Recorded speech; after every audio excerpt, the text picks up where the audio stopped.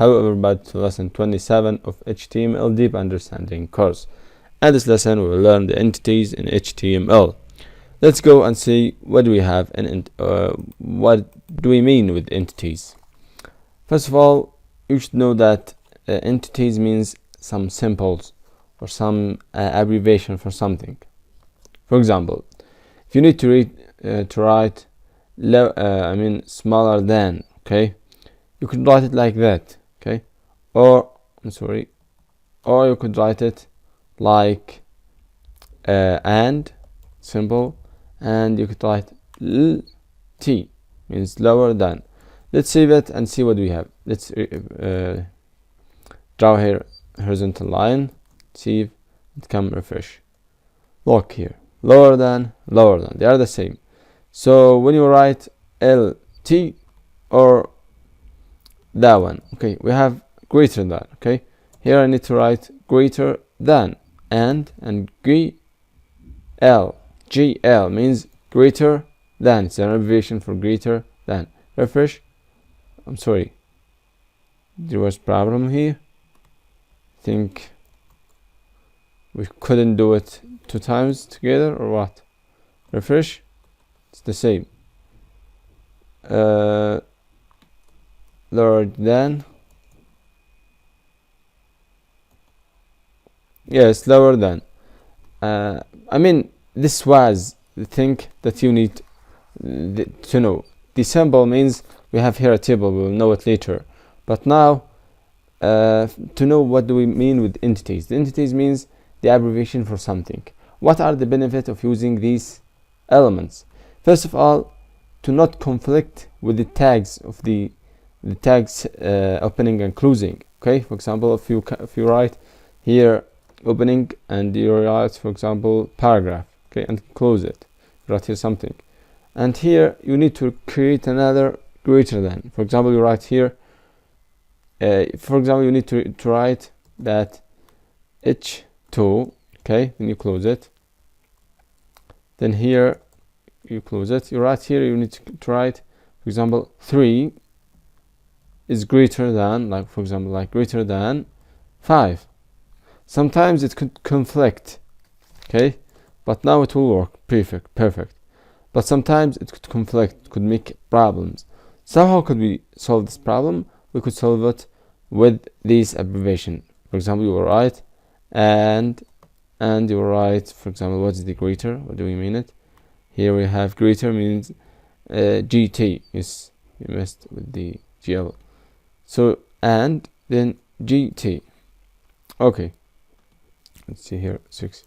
Save it and go here. So we have 3 greater than then number. So this is the entities that we mean. So for example, you need to write the copy and then copy. Save it. Let's delete the other things. Come. That one. For example, I need that thing to be written inside each. For example, 3. Come to the end and close it. And right here, copy at, and you write safahtech.com. Save and reload. See what you have at safahtech.com, which is our website. So this is the purpose of that thing. Here we have some symbols that we have chosen for you. For example, if you need to make breaking space, you could go here and write, for example, you need to make 10 spaces. In HTML, if you write 10 spaces like that, 1, 2, 3, 4, 5, 6, 7, 8, 9, 10, and you save it, when you come here, it will be only one space. Only one space, okay? So what is the problem with that? The HTML removes any extra space than 1 character. So if you need to write 10 spaces, you could write a symbol, an entity, at NBSP, okay, and duplicate that towards d many times, then save it. Look, we have it for more than 1 character.